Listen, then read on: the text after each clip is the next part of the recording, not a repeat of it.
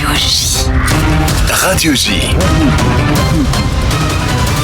Géopolitique le MAG. Steve Nadjar. Radio J. Radio J. Géopolitique le MAG. Steve Nadjar. Radio J. Ari Ben-Semoun, bonsoir. Bonsoir. Et merci d'avoir accepté notre invitation. Vous êtes le directeur exécutif du think tank Elnet France. Vous êtes spécialiste des questions internationales et stratégiques. On vous retrouve notamment sur Radio J dans le Grand Journal. Ari Ben-Semoun, d'abord, expliquez-nous ce que recouvrent les activités d'Elnet France dans ce paysage franco-israélien. Quelles sont ses principales missions ? Alors tout d'abord, Elnet est une organisation internationale avec des bureaux à Paris, Londres, Bruxelles, Berlin, Varsovie, des bureaux également en Israël et aux États-Unis. Notre principale activité, c'est de travailler au renforcement des relations stratégiques, diplomatiques et politiques entre les pays européens et Israël. Et évidemment, quand on parle de diplomatie, quand on parle de questions stratégiques et de défense, il est évident que la France joue en Europe un rôle particulièrement important. D'abord, par sa diplomatie extrêmement développée, ancienne, sa capacité de projection militaire. La France est un des rares pays européens à disposer d'une armée sophistiquée, capable de mener des missions internationales, et puis une nation qui fait partie des membres permanents du Conseil de sécurité des Nations Unies et qui est dotée également de l'arme nucléaire. Donc ça fait naturellement de la France un partenaire privilégié que l'organisation que je dirige a considéré comme tel, et le bureau que j'anime à Paris est un peu le flagship de l'organisation, si je peux le dire comme ça. Et donc notre travail consiste à faire découvrir Israël, à favoriser la défense et la promotion également d'Israël au niveau européen. Et cela se fait au travers de différentes activités, notamment les missions et les délégations. Plus de 200 organisées depuis un peu plus de 10 ans et 3000 personnalités politiques de très haut niveau, experts, chercheurs, journalistes également.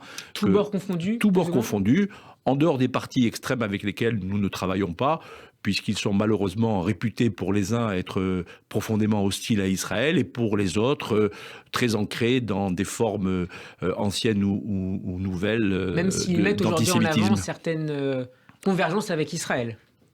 Écoutez, les convergences avec Israël, s'agissant de la situation politique en France, je ne les vois pas trop. Alors certains voudraient faire passer l'extrême droite comme proche d'Israël. Moi, je ne vois pas où, je ne vois pas comment. Et puis, vous savez, le travail que nous faisons est fondé sur des valeurs. Sur les valeurs que nous avons en partage avec la France, la République, avec l'Union européenne, avec les pays européens en général, disons-le comme ça. Et ce socle de valeurs, c'est ce qui conditionne notre engagement, finalement. Et un pays qui serait gouverné par une société extrémiste ou un parti d'extrême droite ou d'extrême gauche ne rentre pas dans le cadre de ces valeurs-là. C'est pas nous qui le disons, c'est leur programme qu'il faut étudier, c'est les discours de ces responsables politiques, c'est les références idéologiques auxquelles ils sont attachés et qui sont le véritable problème dans la relation avec le peuple juif en général et Israël en particulier. Il y a quelques jours, Ari Ben-Semoun, le CRIF organisait sa 12e convention nationale, une convention qui s'est ouverte notamment sur un débat autour de l'ambassadrice d'Israël à Paris, autour du thème « Qui a peur de la démocratie israélienne ?» Débat qui s'est, au fur et à mesure de la discussion, orienté vers « Qui a peur pour la démocratie israélienne ?» Est-ce que vous êtes inquiet pour la démocratie israélienne, compte tenu de la manière dont se dessine le futur gouvernement israélien ? Je suis très inquiet pour la démocratie dans le monde. Je pense que la démocratie telle que nous la connaissons depuis la fin de la Seconde Guerre mondiale est traversée par un certain nombre de crises, notamment la crise de l'information, la crise de la révolution numérique et digitale. Et donc je suis de manière générale inquiet pour la démocratie parce que il n'y a rien qui soit pour toujours acquis dans ce monde et certainement pas cette incroyable et grande idée qu'est la démocratie, c'est-à-dire ce système qui consiste à donner la possibilité à chacun de s'exprimer pour décider de ce que sera l'avenir du pays, de la société dans laquelle il vit. Quelles sont les forces qui aujourd'hui menacent la démocratie, notamment en Europe, mais on parlait d'Israël, mais on peut élargir le débat. D'abord, le retour de l'extrémisme, le retour de l'intolérance, accompagné par tout ce phénomène des fake news, des manipulations, d'une société qui vire de plus en plus à la société complotiste. Et donc là, si vous voulez, à partir du moment où il n'y a plus la possibilité pour les citoyens de se faire leur opinion dans un environnement qui est paisible, sincère, empreint de vérité et pas de mensonge et de manipulation, on est là face à quelque chose qui est absolument biaisé. Que donneront les élections au suffrage universel dans les prochaines années, lorsque l'essentiel de l'information circulera par des réseaux sociaux ou par des informations qui ne seront pas vérifiées ou validées, où on sera en face de ce qu'on appelle la vérité alternative, et où finalement les gens seront abreuvés de mensonges et de théories complotistes.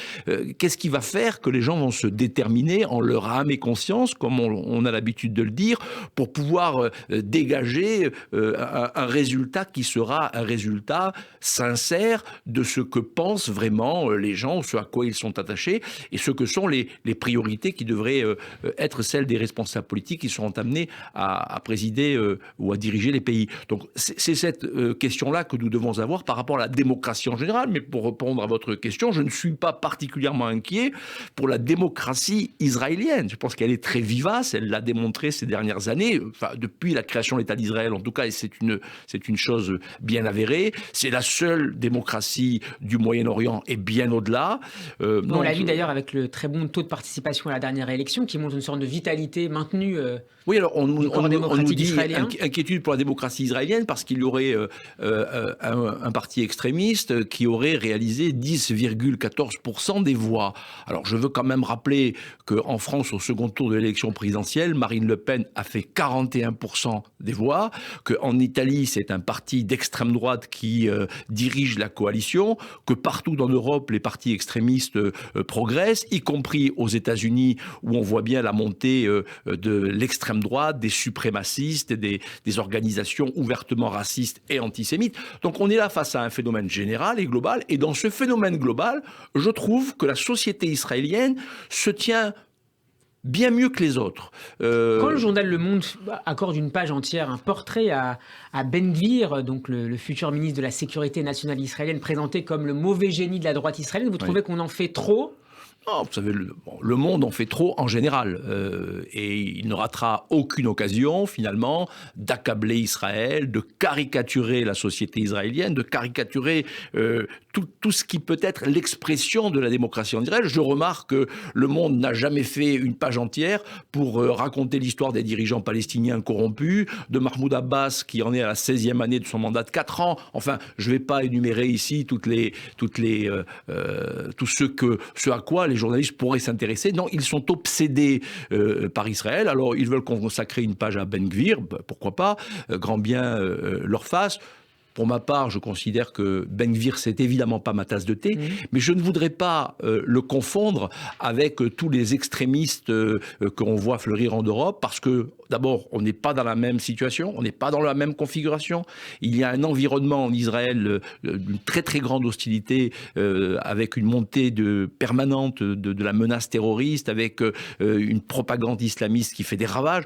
On n'est pas là avec un parti qui serait nostalgique de la période la plus nauséabonde de l'histoire de l'humanité. Pour autant, ce sont des modes d'expression que je n'accepte pas, et je considère que nous, les Juifs en général, les Israéliens en particulier, devraient être plus prudents avec les mots, avec les formules, avec les idées. Et toujours, nous avons cette référence permanente. On a cet héritage de respect de l'autre, de modération, de rejet de toutes les formes de discrimination ou d'expression qui pourraient laisser penser qu'il y aurait du racisme en Israël. Il y a du racisme, bien sûr, dans toutes les sociétés. Israël n'échappe pas à la règle, mais je crois que lorsque l'on est juif, eh bien, on est porteur d'une morale et d'une éthique, et que c'est là la boussole qui doit animer notre action, qu'elle soit spirituelle, politique ou philosophique. Arié Ben-Semoun, je voudrais vous faire réagir à présent à ces déclarations attribuées à l'ambassadeur de France en Israël,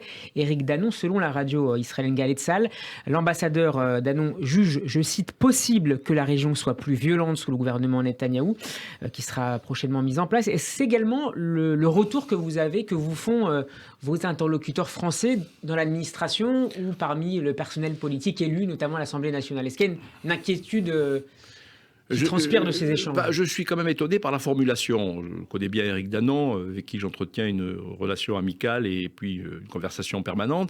La région ne sera pas plus violente avec Netanyahou. C'est parce que la région est de plus en plus violente que Netanyahou revient certainement au pouvoir, au-delà de tout ce que l'on pourrait dire ça et là. Même s'il est par ailleurs l'homme de la coopération la plus aboutie de l'histoire d'Israël avec des pays arabes, pareil. D'abord, c'est l'homme qui a permis les accords d'Abraham, en tout cas qui les a accompagnés, qui les a portés, qui les a certainement rendus possibles également.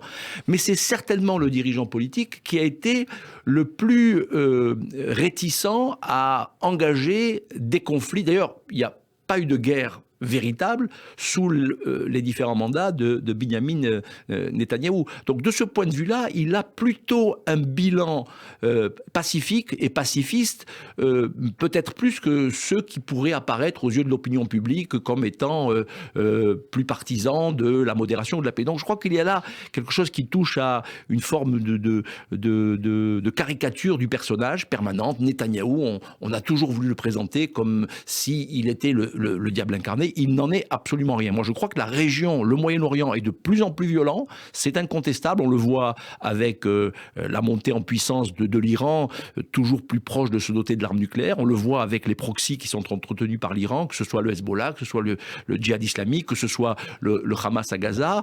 On le voit avec ce qui s'est passé et ce qui se passe encore aujourd'hui au Liban, en Syrie, en Irak. Oui, la région est extrêmement violente. Et Israël est un élément qui participe et participera encore plus demain à l'apaisement, à la pacification de cette région, notamment grâce à ces nouvelles alliances qui ont été forgées au travers des accords d'Abraham. Donc moi, je ne crois pas que le fait que Netanyahou revienne au pouvoir, y compris avec un gouvernement qui sera, comme on a l'habitude de le dire, un peu plus à droite, ce sera une violence supplémentaire. Je dirais même au contraire. Vous savez, est-ce que justement il va essayer de compenser cette droitisation de son gouvernement en se présentant et en agissant comme le responsable, le plus expérimenté, comme on le formule dans la presse israélienne en ce moment? Il sera le chef du gouvernement, incontestablement. C'est un homme qui est extrêmement compétent, avec une finesse et une force politique que tout le monde lui reconnaît. Alors, je pense qu'il faudra juger sur pièce. Je ne crois pas qu'il laissera filer les choses, comme on dit, qu'il tiendra bien les différents partis membres de sa coalition. Après, nous jugerons sur les actes. Mais moi, je crois que plus l'État d'Israël est fort et déterminé, et plus il envoie un message à ses ennemis qui devront prendre leurs précautions, parce qu'ils sauront qu'ils auront affaire à quelqu'un qui saura riposter à la mesure de la menace qui peut peser sur Israël. Donc je pense que la faiblesse encourage la violence. La fermeté et la détermination politique, au contraire, favorisent le calme, la paix et la possibilité aussi de faire évoluer le Moyen-Orient vers autre chose que le chaos dans lequel il se trouve aujourd'hui. Incontestablement, on ne peut pas ne pas parler de chaos. Et ce chaos-là, il n'est pas la conséquence de la politique israélienne, il est malheureusement la cause de tous ceux qui cherchent à se dominer les uns les autres, à semer le trouble, à conquérir de nouveaux territoires, à vouloir s'entêter à faire disparaître Israël de la carte. La violence, elle vient de là, elle ne vient pas d'Israël. Au contraire, Israël subit cette violence et doit y répondre. D'abord, pour assurer sa survie, c'est incontestable. Ce que finalement certains tentent parfois d'oublier, c'est Israël qui est agressé, c'est Israël qui est la victime, c'est Israël qui se défend, et c'est Israël qui tire tout le Moyen-Orient vers le haut, grâce à l'innovation, grâce à la technologie, grâce à la démocratie, et grâce aujourd'hui et demain encore plus avec les accords d'Abraham. Alors justement, sur ces accords d'Abraham, dans une récente interview accordée à un média américain, Benjamin Netanyahu a évoqué la possibilité presque imminente de trouver un accord avec un autre un autre État arabe ou arabo-musulman. Il n'a pas précisé. Est-ce que vous avez une petite piste? Oh, il y a beaucoup de pays dont on parle. Le Sultanat d'Oman, par exemple. On a encore lu ces derniers jours des choses assez intéressantes sur l'Arabie Saoudite. On sait très bien que le processus est en cours et il finira par se finaliser. Mais il sera plus long. C'est une question de temps. D'abord, la succession de MBS. Le jour où MBS, Mohammed Ben Salman, sera le vrai patron de l'Arabie Saoudite, on peut imaginer que les choses accéléreront un peu. Son père est encore au pouvoir. Le fait qu'il reçoive le président chinois dans des conditions qui, semble-t-il, seront très différentes de celles proposées à Joe Biden il y a quelques mois, vous interroge? Petite parenthèse. Moi, je pense que là, on fait de la politique. MBS a voulu régler ses comptes avec les Américains, qui l'ont, de son point de vue, maltraité, un peu méprisé, pour ne pas dire même beaucoup. Ils ont voulu faire de l'Arabie Saoudite un État paria et de MBS, de Mohammed Ben Salman, le prince héritier, une personne honnie. Mal leur en a pris. Ils n'avaient pas pensé qu'il pouvait y avoir une guerre entre la Russie et l'Ukraine et qu'il y aurait des problèmes énergétiques. On pensait que tous ces problèmes-là appartenaient à un autre temps. Rappelez-vous, on disait l'or noir c'est fini, le gaz on n'en a plus besoin, le monde va évoluer avec d'autres paramètres. On en est revenu, et puis on en est revenu pour longtemps, parce qu'on sait très bien que cette crise, nous n'en sommes qu'au tout début. C'est une crise qui va durer des années. Poutine ne va pas lâcher l'affaire demain matin. De toutes les manières, la crise énergétique, elle est là pour durer. Les énergies renouvelables, c'est pas pour après-demain. Surtout au niveau où est la demande aujourd'hui internationale, notamment pour continuer à accompagner le développement et la croissance économique. Alors bien évidemment, ça fait le plaisir des écolos qui pensent qu'on peut aller vers des sociétés en décroissance qui assureraient le bonheur de tous, mais ça fonctionne pas, nous le savons tous. Donc oui, les Saoudiens mènent leur jeu sur la scène internationale, ils parlent avec les Chinois, ils parlent avec les Israéliens, ils parlent avec d'autres. Et par ailleurs, et ce sera une deuxième parenthèse dans la parenthèse, on a relevé ces derniers jours une petite phrase de Benjamin Netanyahou dans cette même interview à un média israélien sur potentiellement l'avenir des relations entre Israël et la Chine, avec une petite critique de Benjamin Netanyahou sur des régimes non démocratiques avec lesquels Israël aurait peut-être intérêt à être beaucoup plus prudent. On explique que ça peut être un gage donné à l'administration Biden. Vous voyez aussi ça comme cela? Alors, d'abord, il faut bien comprendre que dans toutes les crises que nous sommes en train de vivre, il y a celles qui sont liées au changement climatique et puis celles qui sont liées aux transformations de l'ordre géopolitique mondial. Dans cette réalité-là, les Israéliens ont choisi depuis longtemps leur camp. C'est le camp des démocraties, c'est le camp de l'alliance avec les États-Unis et avec notamment l'Union européenne. Donc oui, la Chine est un problème. Ça n'a pas empêché Israël de signer des contrats stratégiques avec la Chine. Oui, mais qui ont été contenus notamment sur la pression des Américains. Les Israéliens ont d'ailleurs raison de commercer et d'avoir des coopérations avec tous ceux qui veulent avoir des coopérations avec eux. Simplement, il faut être prudent.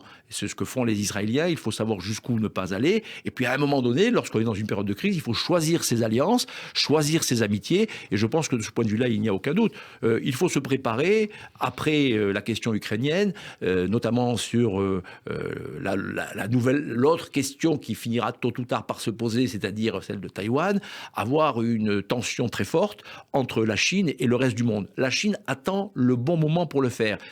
Pour eux, ce n'est pas encore le cas. La Chine a besoin de développement économique, a besoin de croissance, et pour cela, elle a besoin de ménager ses relations avec les Européens et avec les Américains. Donc, elle est encore empêtrée dans les affaires du Covid. Tout cela finira par évoluer, et d'ici 5-10 ans, peut-être plus tôt, peut-être plus tard, nous serons confrontés à de très très fortes tensions avec la Chine. Et si j'osais, je dirais, ce ne sera pas du même acabit que ce que nous avons aujourd'hui avec la Russie et l'Ukraine. Ce sera peut-être même beaucoup plus tendu, beaucoup plus grave, parce que la Chine, c'est quand même un client, entre guillemets, sérieux. Aya Ben Semoun, je voudrais qu'on aborde à présent dans Géopolitique le MAG la question nucléaire iranienne.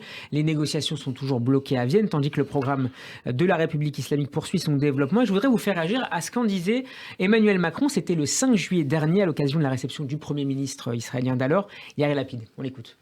Parmi les nombreuses crises qui affectent l'environnement d'Israël et qui mettent aussi en jeu les intérêts de sécurité français et européens, je veux évoquer le programme nucléaire iranien, ainsi que les activités régionales de l'Iran. Je souhaite rappeler une nouvelle fois notre volonté de faire aboutir dans les plus brefs délais les négociations sur un retour au respect du JCPOA. Nous sommes d'accord avec Israël sur le fait que cet accord ne suffira pas à contenir les activités déstabilisatrices de l'Iran, mais je reste plus que jamais convaincu qu'un Iran qui serait au seuil nucléaire pourrait mener ses activités de manière encore plus dangereuse. Il faut donc défendre cet accord, prendre en compte les intérêts de sécurité de nos amis dans la région, Israël au premier chef, et le compléter par des négociations encore plus fortes sur les activités balistiques et régionales. Je ne peux que constater, pour le regretter, que l'Iran refuse toujours de saisir l'opportunité qui lui est offerte de conclure un bon accord, comme l'ont montré les derniers pourparlers avec les Américains à Doha, mais sur ce sujet comme sur d'autres, nous allons poursuivre en étroite coordination avec nos partenaires tous les efforts pour tenter de ramener l'Iran à la raison. Ariel Ben Semoun, 5 mois après, rien n'a changé ou presque dans ce dossier? Non, rien n'a changé. Chacun comprend bien que les propos du président de la République sont empreints d'une très très grande diplomatie. Tout le monde sait que les accords de Vienne de 2015 sont morts. Alors qu'est-ce qu'on fait maintenant? Que personne ne les ressuscitera et que l'Iran court vers la bombe et que l'Iran est déjà à l'heure où nous parlons, ce que l'on appelle un état de seuil, c'est-à-dire un état qui dispose de la capacité de produire suffisamment d'uranium pour avoir une bombe atomique et des capacités pour assembler une bombe et des capacités également pour pouvoir porter la bombe grâce aux missiles. Donc ce qui manque, c'est la décision politique de le faire. Bon, la décision politique de le faire, oui, parce que ça engage évidemment beaucoup de réactions en chaîne derrière. Dès lors que l'Iran décidera de passer un cap, alors aujourd'hui, tous les critères qui prévalaient dans les accords de Vienne n'existent plus. L'enrichissement de l'uranium à des niveaux incontrôlés, 60%, 90% demain. Les quantités de matières fissiles qui sont disponibles ne correspondent plus à rien de ce qui avait été prévu au départ. Mais tout simplement parce que cet accord était un mauvais accord qui n'empêchait en aucune manière l'Iran de se doter de l'arme nucléaire, mais qui simplement pensait qu'en se donnant du temps, on amènerait les Iraniens à récipiscence, qu'ils deviendraient plus modérés, qu'ils deviendraient plus sympathiques, que finalement ce régime allait se démocratiser. Encore un de ces vœux pieux que la communauté internationale affectionne particulièrement, en forme de complaisance coupable, de lâcheté, enfin, appelez ça comme vous voulez. Aujourd'hui, les Iraniens sont sortis de l'accord. Ils n'y reviendront pas. Ce que dit le président de la République, c'est qu'il faudra prendre en considération d'autres paramètres sur les missiles balistiques, les menaces régionales. Qui ne faisaient pas partie de l'accord. Mais les Iraniens ne veulent pas négocier. Déjà, ils ne veulent pas renégocier ou rediscuter de l'accord de 2015, dont ils sont sortis depuis très longtemps. Ils n'ont aucun intérêt à y revenir, parce qu'y revenir, ça voudrait dire renoncer à tout ce qu'ils ont acquis depuis 7 ans maintenant et qui est là. Et ils vont pas arrêter tout cela, ils ne vont pas démanteler leur centrifugeuse ou leur capacité nucléaire militaire. Ils ne le feront pas. Ils n'avaient pas l'intention de le faire avant l'accord, ils n'avaient pas l'intention de le faire après l'accord, et ce n'est pas aujourd'hui qu'ils vont s'y résoudre. Et au donc contraire. La confrontation tend les bras? Écoutez, c'est une question finalement de timing. Est-ce qu'il y aura une confrontation militaire avec le régime des Mollahs avant qu'il ne tombe, et il tombera après, ou est-ce qu'il tombera avant sous les coups de boutoir des manifestants et notamment de la révolution des femmes en Iran? Tout va dépendre finalement du comportement de la communauté internationale. Si les démocraties occidentales soutiennent fortement, fermement les manifestations qui ont lieu en ce moment en Iran, alors ça peut créer une situation dans laquelle le régime pourrait être amené à céder d'une manière que l'on n'est peut-être pas capable de visualiser tout de suite, mais le régime pourrait céder. Mais est-ce qu'un régime nationaliste mais non religieux aurait une position, selon vous, différente sur la question nucléaire? Rien n'est impossible. Et de toutes les façons, si ce régime était amené à changer, il y aurait des modifications très importantes sur les questions de politique intérieure, questions domestiques très importantes, parce que les Iraniens souffrent de tous les maux de la terre. Il y a l'absence de liberté, il y a aussi les pénuries en tout genre, l'eau, l'alimentation, l'essence, les médicaments, tout manque en Iran. L'Iran est un pays qui a été mis en coupe réglée par les gardiens de la révolution. La richesse va au programme nucléaire, au programme d'armement et au confort d'une petite caste de dirigeants. Et puis la population crève derrière, c'est le cas de le dire. Et un autre gouvernement qui arrivera au pouvoir, qu'il soit nationaliste, qu'il soit plus démocratique, on l'espère en tout cas, et peut-être même réformateur ou progressiste, comme on dit, peu importe, devra, renoncer au programme nucléaire, incontestablement, et se réinscrire dans le cadre de relations internationales apaisées pour pouvoir bénéficier de la coopération qui permet à toute société moderne de se développer. Ariel Ben Semoun, je voudrais qu'on dise un dernier mot avant la fin de cette première partie sur l'exercice aérien conjoint entre la France et Israël cette semaine. Il a eu lieu dans le ciel israélien. Il visait à simuler des frappes aériennes et à collaborer en matière de lutte contre les menaces aériennes. Exercice dénommé Eastern Breeze. En quoi il illustre le degré de coopération stratégique de plus en plus avancé entre les deux pays? D'abord, il révèle qu'Israël joue un rôle de plus en plus important dans le domaine de la défense régionale et européenne. Vous savez, les Européens ont passé les 75 dernières années à se dire qu'ils ne connaîtraient plus la guerre, en tout cas à l'intérieur du continent européen, c'est-à-dire dans les frontières de l'Union européenne actuelle. Ils avaient simplement oublié que l'Europe a des ennemis à l'extérieur. Ils sont, on le voit aujourd'hui avec la Russie, à proximité, capable d'attaquer un pays qui fait quasiment partie de l'Union européenne, ou en tout cas qui fait partie de la sphère d'influence européenne de manière très précise. On a ses ennemis également au Moyen-Orient, au Proche et Moyen-Orient.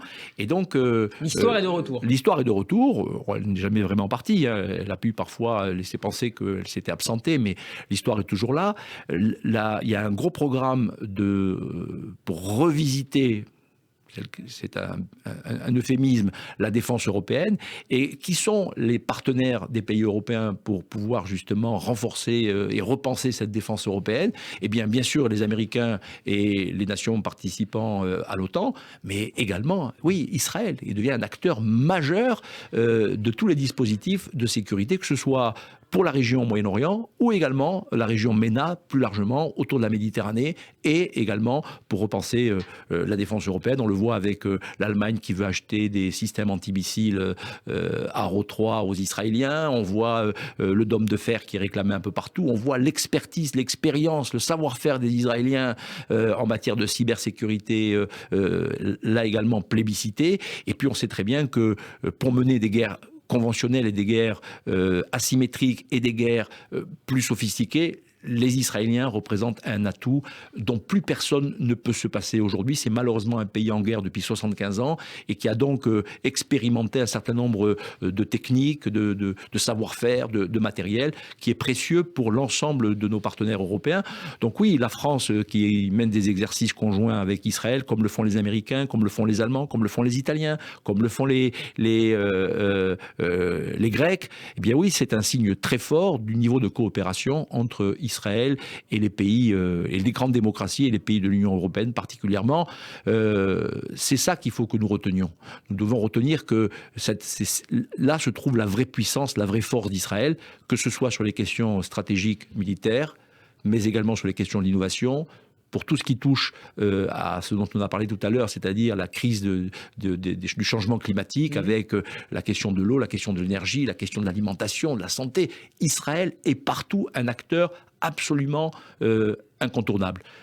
Mais Israël a aussi des ennemis qui cherchent à saper sa légitimité et son avenir. Et contre cela, il faut aussi savoir se mobiliser, ce que nous, en tout cas, de notre côté, nous essayons aussi de faire. Ariel Ben Semoun, on va se séparer en musique. C'est une tradition dans Géopolitique, le MAG. On va écouter l'orchestre andalou de Jérusalem, accompagné de Tom Cohen et Elia Daniel, interprété Edith Piaf. Non, je ne regrette rien. Ariel Ben Semoun, merci beaucoup d'avoir été avec nous. Je rappelle que vous êtes le directeur exécutif d'Elnet France. À très bientôt dans Géopolitique, le MAG. Merci Steve.